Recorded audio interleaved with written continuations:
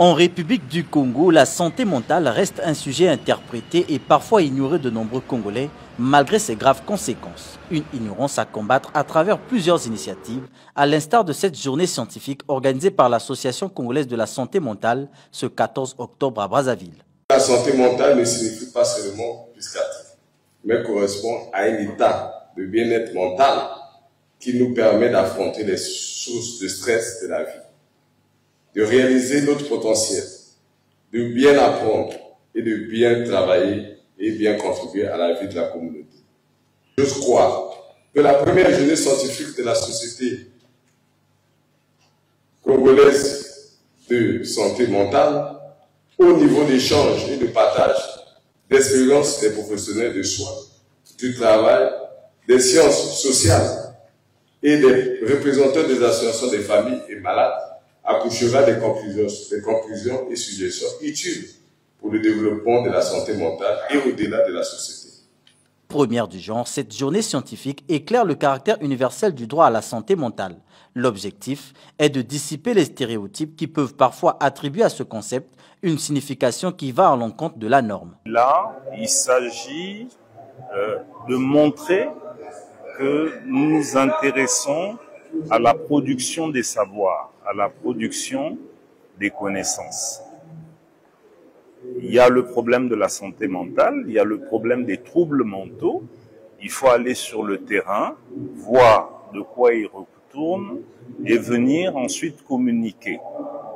Alors, aller sur le terrain, faire des recherches, c'est fondamental. Parce que ce sont ces recherches-là qui nous permettent de contextualiser notre exercice.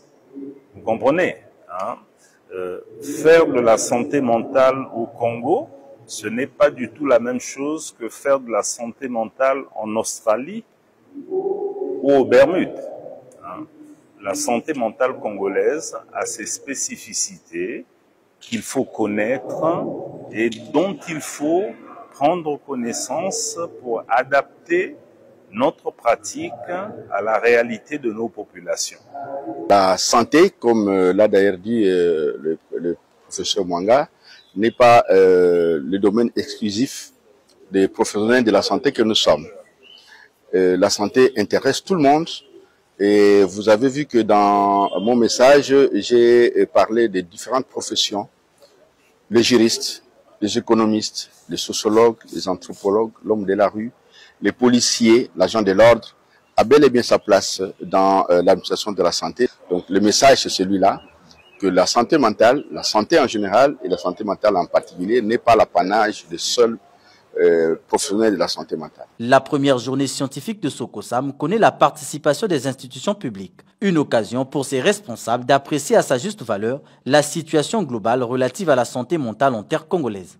Pour le programme national de santé mentale, effectivement, ça fait partie de nos missions. Donc, tout ce que la Sokosam fait ou d'autres organisations non gouvernementales font dans le cadre de la santé mentale, ça contribue à l'intégrer, ça intègre les missions du programme. Et nous sommes, en tant que programme, nous avons un plan stratégique qui est en cours de réalisation. Non, le regard, il est positif. Premièrement parce que au niveau du gouvernement, ils ont pensé à créer un programme national de santé mentale afin d'organiser et également de planifier toute action utile pour la santé mentale. Cette première journée scientifique bénéficie de l'appui du Centre hospitalier universitaire de Brazzaville, du Programme national de la santé mentale et de la Fondation congolaise pour la recherche médicale que dirige Francine Toumi. Elle se tient sous le thème « La santé mentale est un droit universel et au Congo ».